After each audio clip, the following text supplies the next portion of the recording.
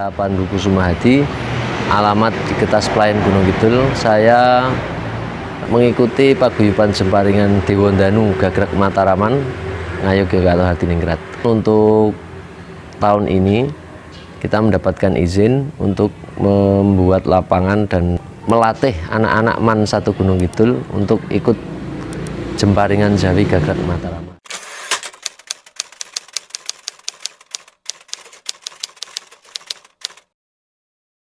Karena pendidikan sekarang itu kan semuanya serba instan, jadi semuanya serba instan tanpa ada kontrol istilahnya.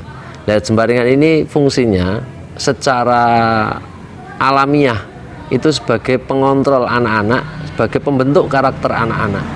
Mungkin kalau sekarang banyak sekali yang pendidikan mengatasnamakan pendidikan karakter. Cuman banyak yang saya lihat itu yang berkarakter bukan anaknya, tapi administrasinya yang berkarakter. Jadi banyak yang mengatasnamakan pendidikan karakter, cuman tidak mengena kepada anaknya. Nah, itu untuk salah satu jalan keluarnya adalah melalui pendidikan Jemparingan Jawi Gagrag Mataraman.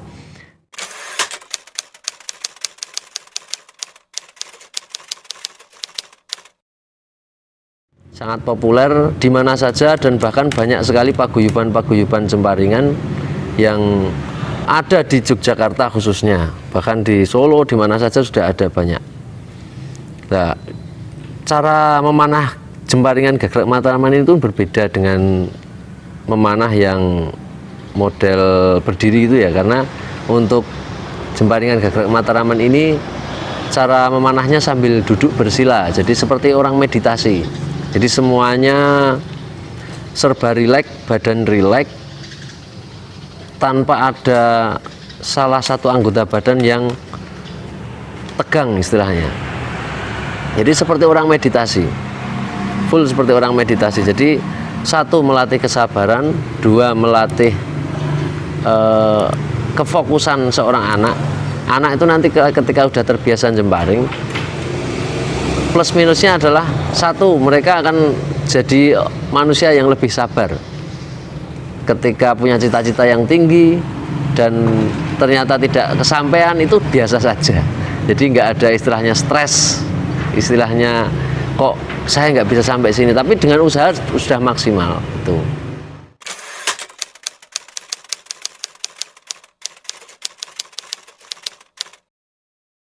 Jadi dengan berjemparing itu pun sudah melatih jasmani dan rohani anak. Jadi dengan berjemparing itu sudah melatih jasmani dan rohani anak untuk menjadi orang yang berkarakter. Karakternya masing-masing, setiap anak itu pasti berbeda-beda. Sama dengan anak panah. Anak panah nomor 1, nomor 2, dan nomor 3 itu pasti semua berbeda. Jadi kesalahan besar kalau kita menerapkan pendidikan kepada anak yang istilahnya berbeda-beda karakter, tapi dengan satu pendidikan yang sama, itu yang kurang pas. Jadi makanya dengan Jemparingan ini bisa memompa, istilahnya mendongkrak karakter anak yang belum muncul. Jadi dari cara memanah mereka itu sudah kelihatan, oh anak ini seperti ini, anak ini seperti ini, seperti itu.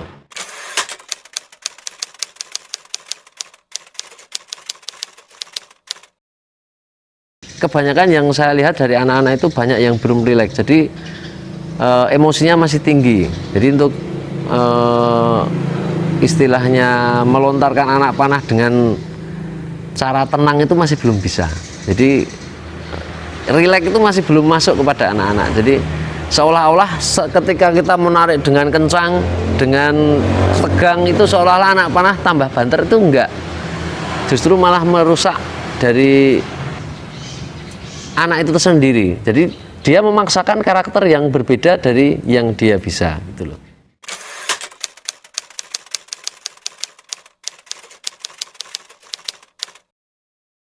Anak-anak banyak yang tangannya belum kuat, Pak, belum bisa kena sasaran, Pak. Padahal saya sudah bilang berkali, yang penting itu manah kalian benar, nanti kena dan tidaknya itu sudah bukan urusan kita. Tuh.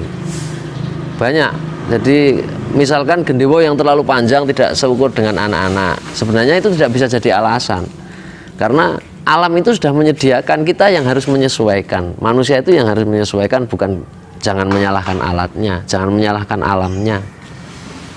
Alamnya kok panas, ya wonge sing ngeyup, apa wonge sing ngombe, ora njuk matahari sing disalah-salahke, seperti itu.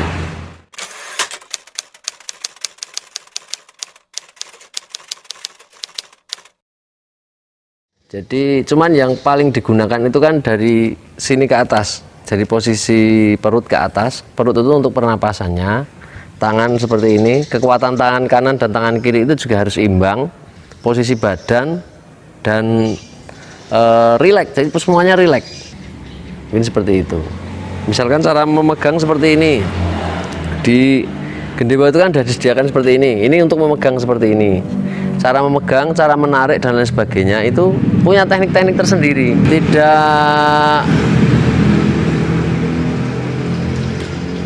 Tidak gimana ya. Jadi nariknya itu pelan dan semuanya itu serba alami. Biarlah anak panah, biarlah gendewo ini yang melontarkan anak panah. Kita itu hanya sebagai media untuk menariknya saja.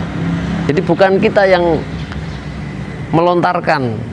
Semakin kita tarik, bukan semakin dia, cara melepaskannya pun nanti berbeda. Ketika cara melepaskannya itu sambil digondeli seperti ini, nanti anak panah juga tidak maksimal. Jadi cara memanah, yang penting itu cara memanah yang benar, bukan kena sasaran. Jadi ketika cara memanah mereka benar, prestasi akan ada di belakangnya. Jadi ketika kita fokus pada prestasi, maka kita akan lupa kepada karakter kita, pada jati diri kita. Kita terlalu mengejar itu dan lupa untuk berkaca, istilahnya. Awake dhewe iki sapa to? Kita tuh berkaca dulu awake dhewe sapa, nanti prestasi akan muncul sendiri, Pak. Tuh, asalkan cara memanahnya benar.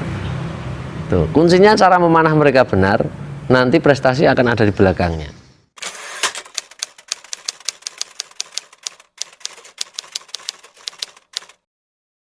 Saya punya keyakinan yang besar tentang jemparing ini. Itu nanti akan bisa merubah karakter anak. Satu, dari sopan santunnya, karena di jemparing itu juga diajarkan sopan santun. Jadi anak yang masuk ekstra jemparing yang tidak pakai ikat, nanti cara jalannya gimana, cara duduknya gimana, itu semuanya diatur.